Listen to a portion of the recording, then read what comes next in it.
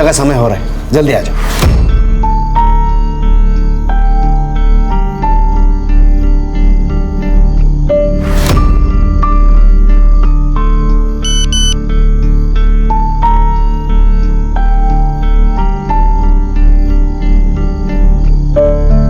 नितिन, बेटा चल, पूजा का समय हो गया है।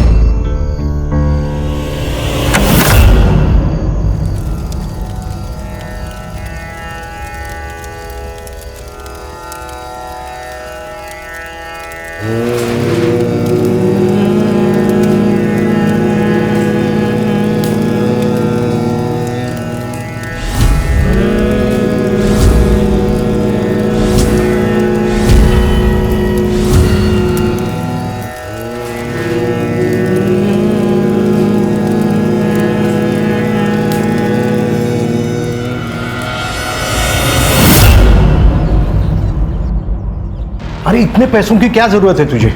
सब कुछ तो है तेरे पास, घर जमीन पैसा। फिर इन्वेस्टमेंट है यार विश्वजीत, मेरी बात मान, ये ना बाद में दुगना फायदा करके देगी। अरे 65 लाख रुपए उठा चुका है तू मार्केट से, कैसे लौटाएगा? कुछ सोचा है? उससे ज्यादा लौटाऊंगा, सूद समेत। आपकी बात संभाले यार प्लीज, बड़ी जरूरत है। अरे पापा लेकिन लोगों की पड़ी है तुझे, दोस्त हो यार मैं तेरा। अरे दोस्त है इसीलिए तो बोल रहा हूँ। 4 साल से 1 रुपया नहीं दिया तूने, मुझे भी जवाब देना पड़ता ना यार। ठीक है, ये ले, दीपक के गहने रख। अरे लेकिन वही नहीं, सिक्योरिटी समझ कर रख ले, 50 लाख के है तो रख ना, कुछ भी करके पैसों का इंतजाम कर। ठीक है, मैं बात करता हूँ फाइनेंसर से, लेकिन इंटरेस्ट जरा। मैं हूं ना, चिंता मत कर दूंगा, लेकिन पैसे की।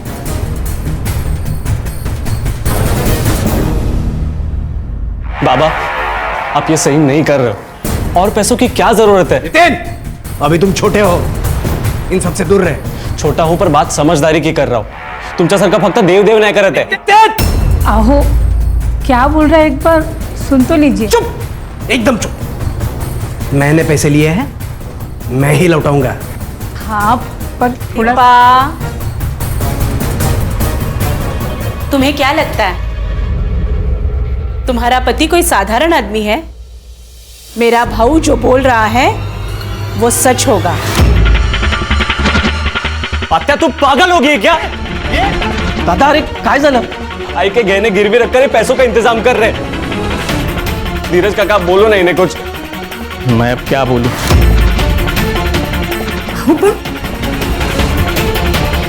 ठीक है, करा काय करायचं ते, बेच दो सब, बर्बाद कर दो सब। पूरे परिवार का विश्वास होना बहुत जरूरी है।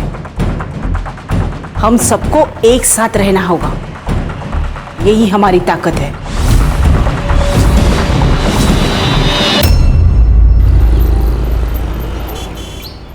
अस्मिता, हाँ मैं स्कूल के लिए निकल रहा हूँ, टिफिन तो जल्दी। बस 1 मिनट। हाँ जल्दी। धीरज, दादा, अच्छा हो गया तू घर पे ही मिल गया। धीरज, तुम यकीन नहीं करोगे कल रात को क्या हुआ। मैंने सपने में जो देखा ना, एकदम अद्भुत था। क्या दादा? बाबा आए थे मुझसे मिलने। धीरज, सगळं ठीक होईल, फक्त काही दिवसांची गोष्ट आहे बघ, बाबा सब ठीक कर देंगे। अहो, तुम्ही यांचं ऐकू नका, आप समझदार हो, इन झमेले में प्लीज मत पड़ना, बेवकूफी है ये। तुला नहीं करणार ग, क्योंकि ये हमारा परिवार है और तू तो हमें अपना मानती ही नहीं है। पर बाबा है, हम सबके बीच में हैं।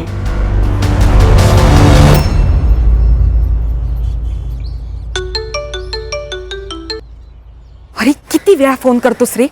अरे आजी बाजूलाच होती। तू ये दुनियादारी है ना, मुझे मत सिखा, समझी? मैं तेरे और तेरी फैमिली के तिकड़म सब जानता हूँ। सुन, अगर तू पुनावाड़ी नहीं आई तो मैं तेरी फैमिली को देख लूंगा। तू जानती है ना मुझे।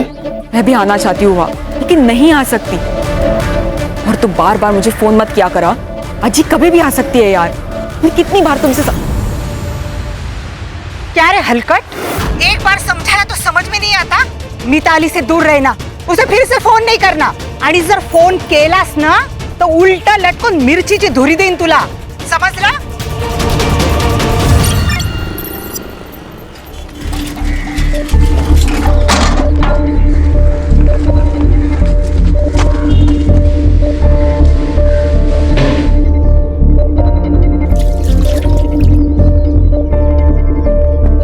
ताई ताई ताई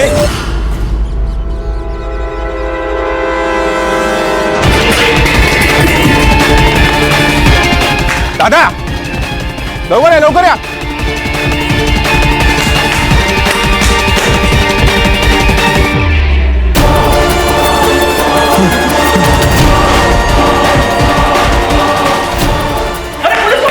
हाँ हाँ वही.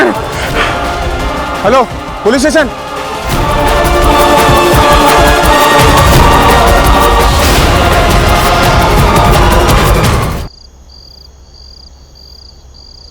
साले कमीने लोग, बाहर निकलो. मुझे नालायक कहते हो? अबे सबसे बड़े नालायक तो तुम लोग हो. अभी भी ऊंच नीच की बातें करते हो. ओ वाकोड़े साहब, और डेमोक्रेसी चालू है, लोकतंत्र. वो दिन गए जब हम जैसे लोगों को आप लोग अपने साथ नहीं बिठाते थे. अभी हम लोग भी चलना सीख चुके. आप लोगों के कंधे से कंधे मिलाकर, समझा? अबे भगवान से डरो. में देख रहा है वो सबको, सबका हिसाब रख रहा है. बहुत भगवान भगवान करते हो ना. अबे नर्क में जगह मिलेगी तुम लोगों को, नर्क में. तुमको नहीं तो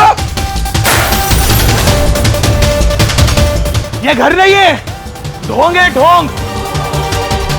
डॉक्टर, हाँ डॉक्टर काय का डॉक्टर. थू हट.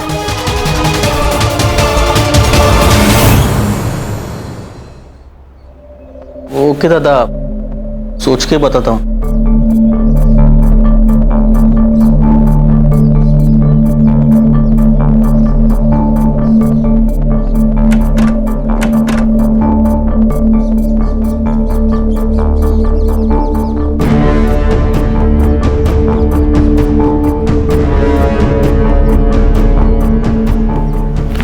प्रॉपर्टी के पेपर क्यों निकाले आपने? भाऊ ने कुछ कहा? तुम शांति से सुन लो तो मैं बताता हूँ. तुम बैठो बैठो. देखो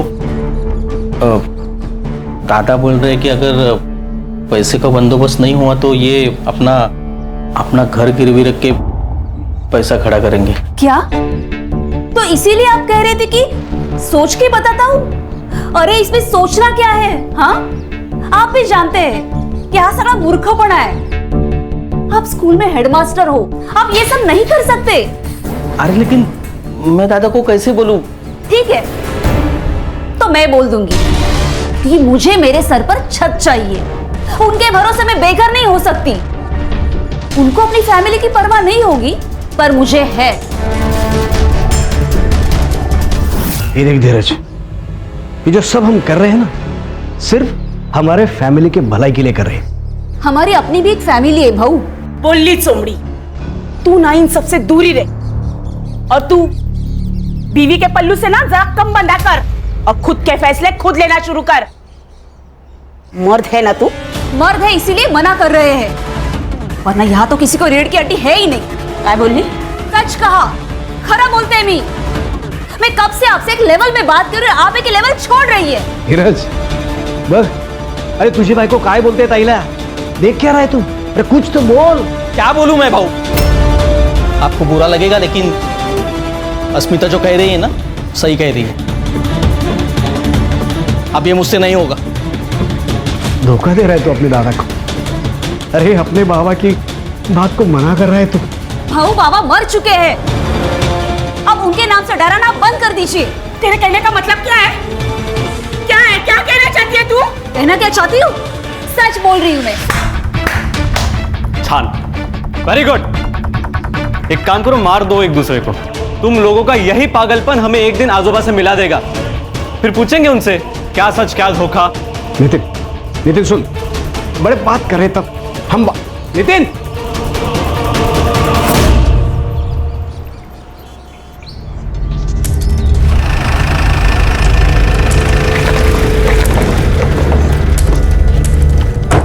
चल चुपचाप जाके अंदर बैठ. ये जाके अपनी बहन को बोल. अब ज्यादा बात की ना तो यही पिटूंगी। हट। ए, अब चुपचाप बैठेगी या घुसा दूं?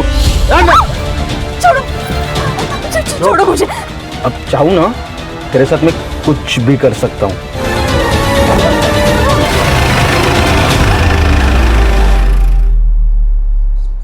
अब बस हो गया दादा, आज मैं चुप नहीं बैठूंगा। दादा अस्मिता को बीच सड़क रोका, उसे बदनाम किया, उसके ऊपर हाथ। दादा अस्मिता बीवी है मेरी। जरूर कुछ गलतफहमी हुई होगी। मैं विश्वजीत से बात करता हूँ। शांत हो जाओ, कुछ नहीं होगा। कुछ नहीं होगा मतलब? अब होने को बाकी क्या है? दादा कल घर में घुस के हमें मार डालेंगे, उसके बाद मैं रिएक्ट करूं? ऐसा कुछ नहीं होगा। शांत हो जा। हाँ शांत रहो। कल हम अगर मर भी गए ना तो भी शांत रहेंगे। आप खुद के लिए हमारी जिंदगी खतरे में डालना बंद कर दीजिए बाबू। मैं आपके हाथ जोड़ती हूँ। अस्मिता तू शांत हो जा, हम सब तेरे साथ है। इसी बात का तो डर है ताई कि आप सब साथ हो। इस सब से बाहर निकलने का अब एक ही रास्ता है। आओ इधर। अरे धीरज क्या करता है? धीरज अरे कहाँ जा रहा है तू? धीरज क्या कर रहा है? धीरज क्या कर रहा है? क्या? दादा ये जमीन बेच डालते हैं, सारा प्रॉब्लम ही सॉल्व हो जाएगा। धीरज, बोलने से पहले एक बार सोच लिया कर। विसरलास, ये जमीन बाबा ने आई के नाम पर ली थी। तुझे पता है ना बाबा की अस्थि अभी यहीं पर है। आई जरा प्रैक्टिकल बोला कर, ऐसे इमोशनल बातों से ना बैंक अकाउंट नहीं भरता। फिर तू भी सुन ले, ये जमीन नहीं बिकेगी। अहो हे नाही ऐकणार। अब हमें ही कुछ करना होगा। दादा आपकी इज्जत करता हूँ इसके लिए चुप हूँ, लेकिन मेरी इज्जत के ऊपर या मेरी फैमिली के ऊपर कोई भी आ चाहिए ना तो भूल जाऊंगा हमारे बीच कोई रिलेशन है। चल अस्मिता।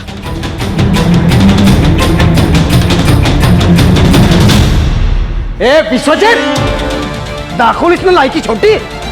अरे तूने गुंडे भेजे मेरे भाई की बीवी को डराने के लिए? अरे असली मर्द की औलाद है ना, मुझसे बात करता सीधे। ये मी कोणाला पाठवलं नाही, कळलं? तो वो कहते ससुराल वाले थे। झूठ मत बोल कमीने। अरे वो पैसा मांग रहे, मरने मारने की बात कर रहे कमीने। ए, कमीना किसको बोल रहा है तू? कमीना किसको बोल रहा है? धमकियां मुझे भी आ रही है, समझा? कल मेरे घर पे पत्थर फेंका, मैं आया तेरे पास, तुझे दिया टेंशन नहीं ना?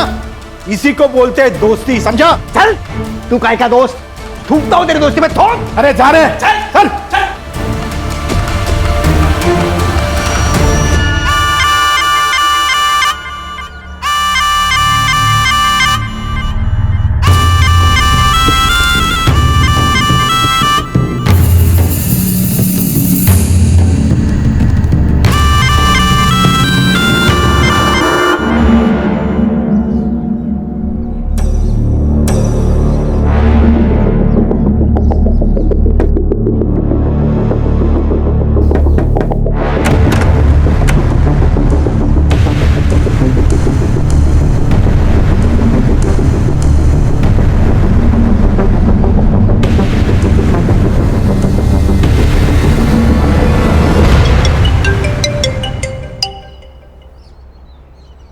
हाँ हेलो आई, कैसी है तू? मैं ठीक हूँ बेटा। अच्छा आई, एक काम करो, तुम मिताली को लेकर 2-3 दिन के लिए पुनावाड़ी आ जाओ। अरे वहाँ जो कुछ हुआ वो जानते हुए भी? हाँ आई, मिताली की चिंता मत करो, मैं सब संभाल लूंगा। ठीक है बेटा, आम्ही उद्याच निघतो। हाँ ठीक है।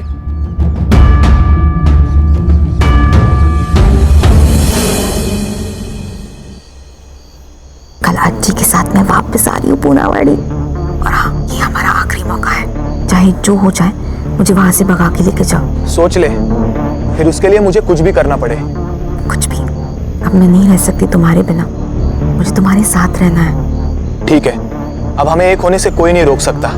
तेरी फैमिली को मैं देख लूंगा।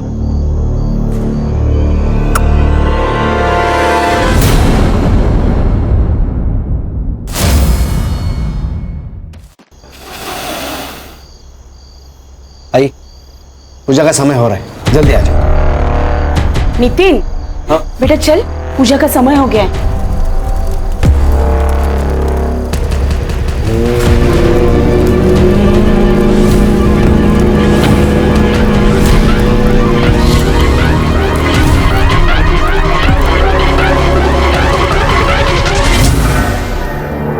दिल्ली बुरारी केस 2019, जहां एक घर में 11 लोगों की सामूहिक आत्महत्या ने पूरे देश को चौंका कर रख दिया था। लेकिन उस रात हुआ क्या था, कोई नहीं जानता। हमारा देश इस घटना को अभी तक भूल नहीं पाया है। और आज यहाँ सतारा में एक ही परिवार के 6 लोगों के शव एक ही घर में मिले हैं। क्या ये बुरारी 2.0 केस है? आखिर क्या हुआ डॉक्टर सुधीर और उनकी फैमिली के साथ? केस की सेंसिटिविटी को देखते हुए ये केस एसआईटी की टीम को सौंप दिया गया है। तो आप देख सकते हैं। सर क्या लगता है आपको? सर क्या लगता है आपको ये? सर क्या लगता है आपको ये एक सुसाइड है? लगता है वो अंदर जाके देखने के बाद मुझे लगेगा, फिर वो लगने के बाद मैं आपको बताऊंगा। लेकिन सर आपकी थ्योरी के हिसाब से कुछ तो सर पता चला होगा कि मर्डर हुआ है। Sir Jain sir. जी PSI Vighnesh Gadkari, Punawadi police station. Sir ये वेटरनरी डॉक्टर सुधीर का घर है। सर ये डॉक्टर सुधीर है और ये है इनकी मां सुमति।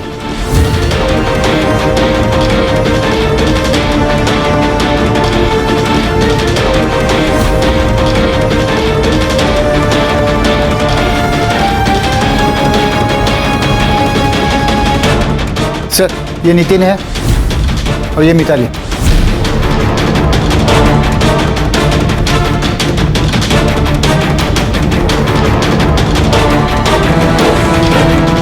सर ये प्रमिला है, डॉक्टर साहब की बड़ी बहन।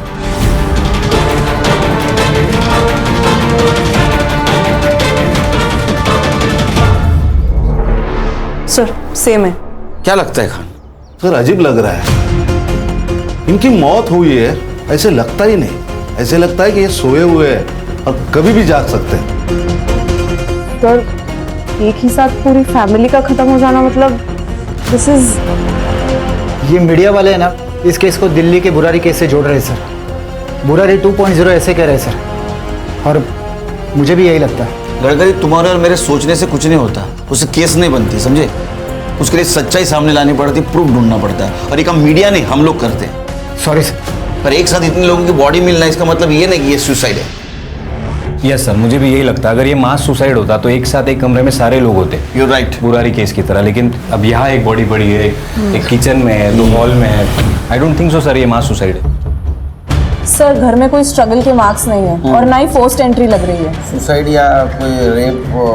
नहीं सर, लेकिन कुछ बॉडीज के पास वॉमिट के निशान है। सर देखने पर तो ये सुसाइड ही लग रहा है। नहीं, मुझे नहीं लगता सुसाइड है, क्योंकि फ्रिज में खाने का सामान, वॉशिंग मशीन में कपड़े हैं धोने के लिए, ये इधर दूध का बर्तन रखा है।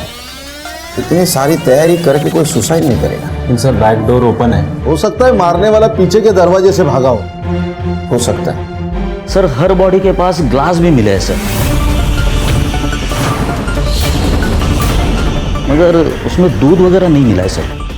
सारे ग्लासेस फॉरेंसिक को भेज दो और रिपोर्ट चाहिए बोलने जल्द से जल्द। ये डॉक्टर सुधीर, इसके कनेक्शन में कोई है जिससे बात कर सके? हाँ सर, डॉक्टर साहब का एक भाई है धीरज, यहाँ के स्कूल में हेडमास्टर है सर।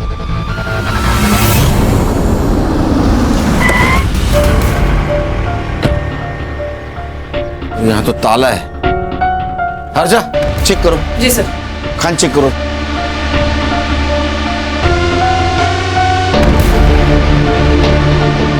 कौन कौन रहता है यहाँ? सर धीरज, उसकी पत्नी और उसका 12 साल का बेटा रहता है यहाँ पर। सर सारी खिड़कियां अंदर से बंद है। इनको नंबर देना, धीरज और उसकी पत्नी का। चेक करो खान। सर ये सुसाइड नोट डॉक्टर सुधीर ने नहीं लिखा है। ये देखिए अपॉइंटमेंट रजिस्टर और नोट पैड, इन दोनों में डॉक्टर सुधीर की हैंडराइटिंग मैच नहीं कर रही है। सर ऐसा भी तो हो सकता है, ये सुसाइड लेटर शायद धीरज ने लिखा होगा और डॉक्टर सुधीर की जेब में रख दिया होगा। हर्षा, अगर ये धीरज ने खुद लेटर लिखा होता तो उसने ऐसा क्यों लिखा कि वो और उसका छोटा भाई अपने पूरे परिवार के साथ आत्महत्या कर रहे? मुझे लगता है खान ये सुसाइड के वक्त धीरज का पूरा परिवार वहां था। वो भी सुसाइड करने वाला था, लेकिन वो डर गया और वहां से भाग गया। हेलो, हाँ बोला। क्या? ओके। हेलो, ये धीरज के घर से अजीब सी बदबू आ रही थी, कुछ तो गड़बड़ है। डॉक्टर सुधीर के छोटे भाई धीरज के घर के पास से अजीब सी स्मेल आ रही है और उनके डोर पर ताला लगा हुआ है और इसी के साथ एसआईटी की टीम यहाँ पर आ चुकी है। चलिए उन्हीं से पूछते हैं। सर अंदर से सर स्मेल आ रही है सर, सीरियल किलिंग का पता चलेगा। आखिर बताइए सर चल क्या रहा है? लॉक तोड़ने की व्यवस्था करो।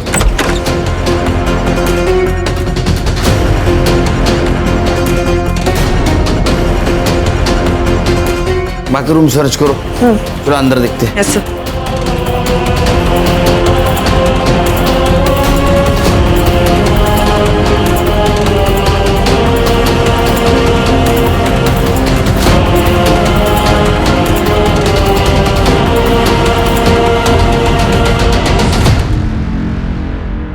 सर दोनों बॉडीज काफी डिकम्पोज हो चुकी है। लगता है इनकी मौत भी 19 तारीख को रात को ही हुई है। और सर सिमिलर लग रहा है, ये ग्लासेस, इन दोनों के फोन्स भी घर पे है और स्विच ऑफ भी है। सर लेटर में जो लिखा था यानी सही था, इन दोनों ने सुसाइड की है लेकिन अपने अपने घर पे। अब तो ये बुरारी केस जैसा ही लग रहा है सर। अरे संग्राम, बाहर से लॉक था, लॉक किसने किया? सर ये दूध वाले के हिसाब से सुबह 4:30 बजे सुधीर की गाड़ी यहाँ से गुजरी, लेकिन गाड़ी में कौन था? सुधीर की मौत रात को 11 बजे से 1 बजे के बीच में हुई। तो हो सकता है जिसने मर्डर किया उसने पहले सुधीर को मारा, फिर धीरज को मारा और 4:30 बजे दरवाजे को लॉक करके निकल गया। लेकिन सवाल अभी भी है कि गाड़ी में कौन था? उस लड़की का बॉयफ्रेंड मिलिंद हो सकता है सर। सर मिलिंद का नंबर ट्रेस पर है, जैसे ही उसका फोन स्विच ऑन होगा हमें उसका एग्जैक्ट एड्रेस मिल जाएगा। और सर पूछताछ में पता चला है कि ये धीरज और सुधीर ने मिलिंद को पिटवाया था। ये ऐसा तो नहीं कि उसने बदला लिया ऐसा। बॉडी को पोस्टमार्टम के लिए भेज दो। पीएम रिपोर्ट का क्या हुआ? सर कल तक मिल जाएगा। सर ये तीनों के रिपोर्ट बाकी के तीनों के रिपोर्ट की तरह ही है। ये तीनों को भी जहर देके मारा गया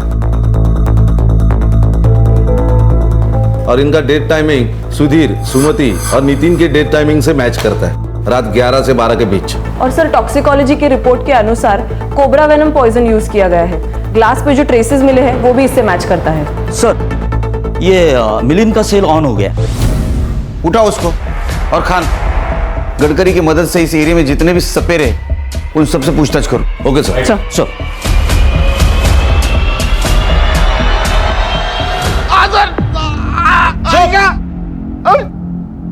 ये बदला है ना, किसी नशे से कम नहीं है मिलिंद। डॉक्टर सुधीर ने तुझे मारा, जलील किया तो तूने थानी और पूरे फैमिली को मार दिया। सर मैंने किसी को नहीं मारा सर। सर मेरा मिताली के ऊपर प्यार था सर, सच्ची वाला सर। और सर फोन क्यों बंद था? एमए के एग्जाम थी सर पुणे में, इसलिए मैंने मोबाइल ऑफ रखा था सर। मैं सच कह रहा हूँ सर। देख तेरा 19 तारीख को मोबाइल लोकेशन दिखा रहा है डॉक्टर सुधीर के घर के आसपास का, शाम को 7:30 बजे से लेकर 9 बजे तक का। सवेरे 4:30 बजे भी तेरा मोबाइल लोकेशन दिखा रहा है वहाँ। सर मैं था वहां पे सर, लेकिन मैंने कुछ नहीं किया। मैं और मिताली सर शादी करना चाहते थे सर, लेकिन सर उसकी पूरी फैमिली अगेंस्ट थी सर। मेरी हिम्मत कैसे मेरी बेटी का हाथ मांगने की? हाथ चाहिए, देते हैं ना। ये चप्पल देखिए, ये कितनी भी खूबसूरत होगी ना तो भी इसे सर पर रखे चलने का रिवाज नहीं है। तेरी औकात भी उतनी ही है। अरे तेरी बिरादरी कहा, हमारी बिरादरी कहा, ये अंतर कभी मिटेगा नहीं।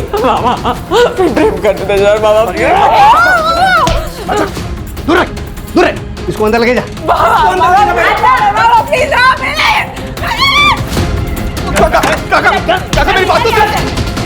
देख अगर अभी निकला नहीं ना, यही गाड़ दूंगा तुझे। किसी को इतना भी मत डराओ काका कि डर खत्म हो जाए। अब तो मिताली मेरी होकर रहेगी। सर उन्होंने मिताली को कोल्हापुर भेज दिया, लेकिन फिर भी हम कांटेक्ट में थे। उसने मुझे 18 तारीख को कॉल किया था सर, और कहा कि अगले दिन वो पुनावाड़ी आने वाली है। कल अज्जी के साथ मैं वापस आ रही हूँ पुनावाड़ी, और हाँ ये हमारा आखिरी मौका है। चाहे जो हो जाए मुझे वहां से भगा के लेके जाओ। हमने डिसाइड किया कि हम 19 तारीख को भाग जाएंगे। हमारे पास ये आखिरी चांस है। उसने 6:45 बजे मुझे कॉल किया था। जैसे ही पूजा खत्म हो जाएगी ना, मैं बैक डोर से एग्जिट ले लूंगा। ठीक है? ठीक है। फिर मैंने 9:30 तक वेट किया, उसका कॉल नहीं आया, इसलिए मैं घर चला गया। रात भर उसका कॉल नहीं आया, इसलिए मैं सुबह वापस उसके घर के पास गया। पिछला दरवाजा खुला था, इसलिए क्या हुआ देखने के लिए मैं अंदर गया तो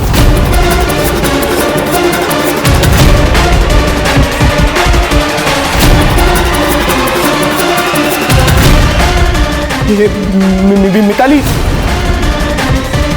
मिताली, तूने कुछ किया नहीं तो पुणे क्यों भागा? पुलिस स्टेशन क्यों नहीं आया? सर आपको पता है सर, सीधा सीधा कुछ नहीं होता है सर। मेरे और मिताली के बारे में आपको पता चल जाता, सारा इल्जाम मुझ पे आ जाता सर। इधर आ। अगर तेरी बात झूठ निकली ना तो याद रख तेरे साथ क्या करेंगे।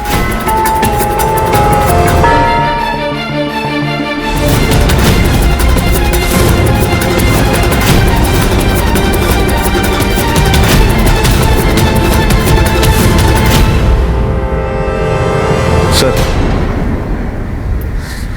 ठीक है ना सब? नहीं खान, कुछ ठीक नहीं है। इतने केसेस मैंने सॉल्व किए लेकिन ये केस बहुत स्ट्रेस दे रहा है। सर सबकी हालत यही है सर। संग्राम तो घर भी नहीं जा रहा है, यही चौकी में सो रहा है। मीडिया इन्वॉल्व है, ये केस जल्द से जल्द सॉल्व करना होगा। सर ये धीरज और उसके फैमिली की पीएम रिपोर्ट। सर इन तीनों की मौत भी सेम तरीके से हुई है जैसे सुधीर और उसके फैमिली की हुई थी। Timing of death? सर 19 तारीख को रात को 9:30 से 10 के बीच। इसका मतलब सुधीर और उसके फैमिली की मौत के एग्जैक्ट 2 घंटे पहले। सर ये बाहर से लगा हुआ ताला ये प्रूव करता है कि किसी ने इनको मारा और बाहर से ताला लगाया ताकि हम भटक जाए। ये धीरज को ढूंढने लगे हम लोग और उनको वक्त मिल जाए। सर ये सुधाकर पाटिल जी, दीपा के बड़े भाई। बोला सुधाकर जी। मैं अभी वेस्ट बंगाल से लौट रहा हूँ, हल्दिया से। कुछ चीज़ें हैं जो आपको पता होनी चाहिए, ऐसा लगा मुझे, इसलिए मैं आया। जैसे कि चंद दिन पहले डॉक्टर की वाइफ दीपा से बात हुई तो वो बहुत डिस्टर्ब लगी मुझे। और कोई एक दयानंद बाबा की बात कर रही थी जो अक्सर उनके घर आया करता है। कोई एक पूजा करने वाला था जिससे सब ठीक होगा ऐसा कह रही थी। कैसी पूजा? वो तो पूछा नहीं मैंने सर, लेकिन ये सब एक के बाद एक का मरना और ये सब मुझे बहुत अटपटा लगा। क्या नाम बताया आपने? दयानंद बाबा? दयानंद बाबा। नींद हो गई? ये दयानंद बाबा कौन है जरा पता करो, लेके आओ उसको। राइट।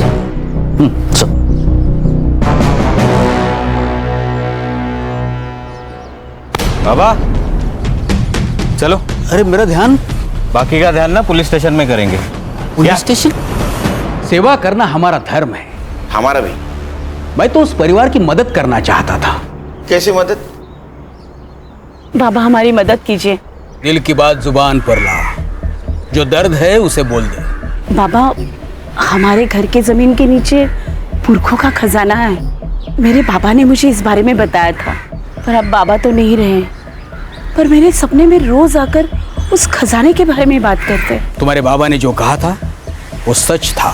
सच बाबा? मैं सारी तंत्र विद्या दांव पर लगा दूंगा और तुम्हें ये खजाना दिलाकर ही रहूंगा। अच्छा, तो खजाना घर के नीचे? और लूटने का पूरा प्रोग्राम बनाया था ना तूने? मैं क्यों ऐसा करूंगा? मैं तो उस परिवार की मदद करना चाहता था। जो पैसे मैंने उनसे लिए थे वो तो पूजा की सामग्री मैंने लगा दिए थे। मिला क्या? क्या? अरे खजाना मिला क्या? नहीं, वही तो परेशानी है। उनका जो बेटा है नितिन, वो तो मुझे पाखंडी कह रहा था। उसने तो हाथ भी उठाया था मेरे ऊपर। तुझे जिंदा नहीं छोड़ूंगा मैं, तुझे जिंदा नहीं छोड़ूंगा मैं। नितिन,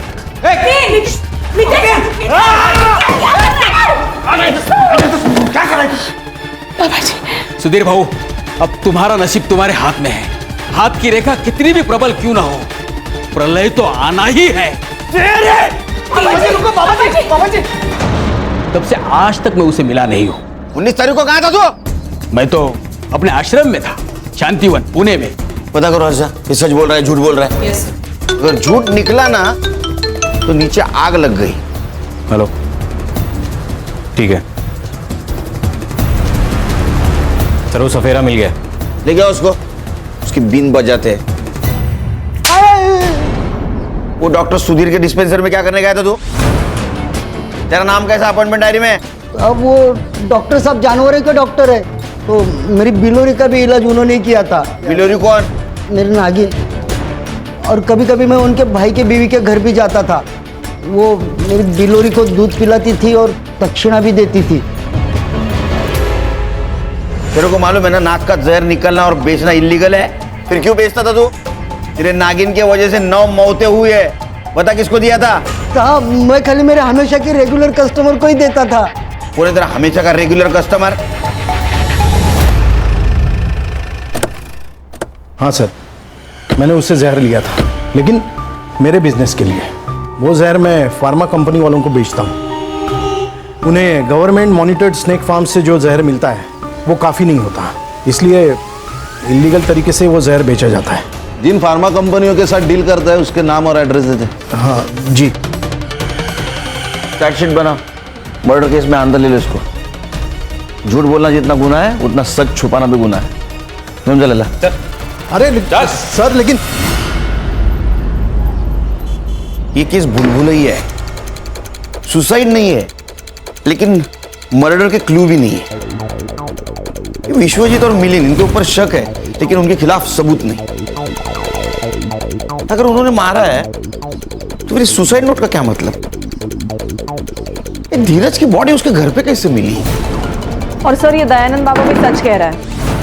उसका फोन लोकेशन 19 तारीख की रात आनंदवन आश्रम पुणे में ही था। सर कोई ना कोई तो था वहां। एक काम करो हर्षा, शाम को 6 बजे से सवेरे 4:30 बजे तक किसके किसके मोबाइल वो सुधीर के घर पे एक्टिव थे पता करो। Yes sir. ये देखिए मैम, ये एक नंबर है जो सबसे पहले धीरज के घर पे था 10 बजे तक। उसके बाद ये सीधा सुधीर के घर चला गया मैम। सुबह 4:30 बजे तक वो वही था और 4:30 बजे के बाद ये वापस धीरज के घर चला गया मैम। किस नाम पर रजिस्टर्ड है ये नंबर? 1 minute ma'am. किसका नंबर है? शंकर शिंदे। मैंने लुकआउट नोटिस भेजा है सर, उसकी लास्ट लोकेशन पुणे में है। चलो।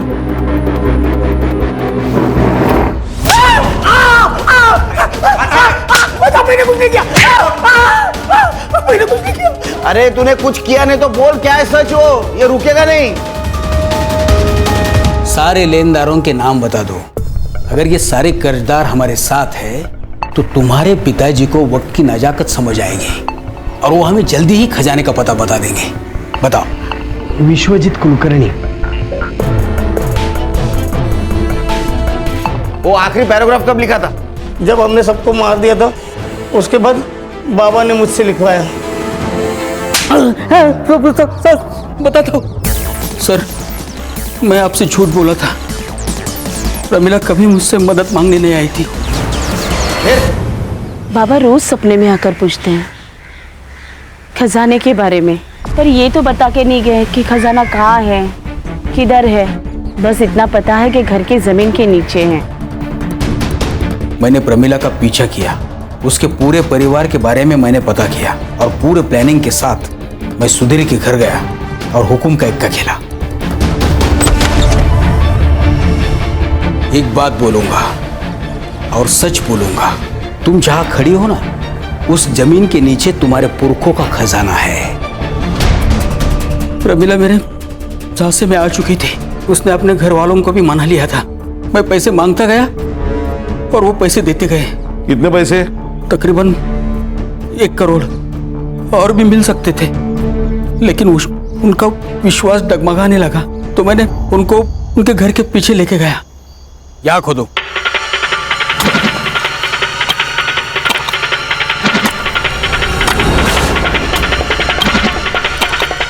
सुधीर रुको, देखो।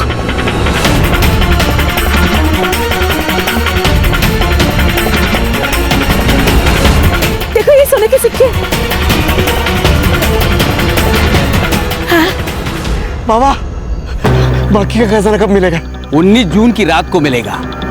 19 जून की रात को महापूजा का प्रबंध होगा और तब मिलेगा ये खजाना। उन्हें सोने के सिक्के कैसे मिले फिर? अरे इसने डाले होंगे ना, 1 करोड़ कमाया था ना इसने। महापूजा का सब प्रबंध हो चुका था और पुलिस मुझ तक ना पहुंची, इसलिए मैंने मेरा मोबाइल आश्रम में ही रखा था। सबसे पहले मैं धीरज के घर गया।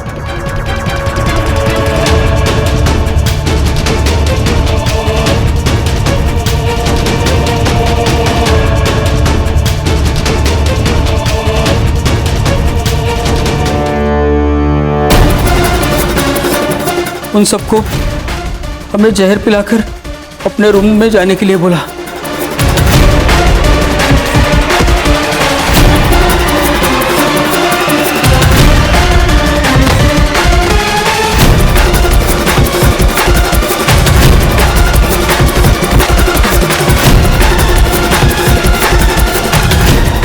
और वो जहर के ग्लास उनके पास रख दिए।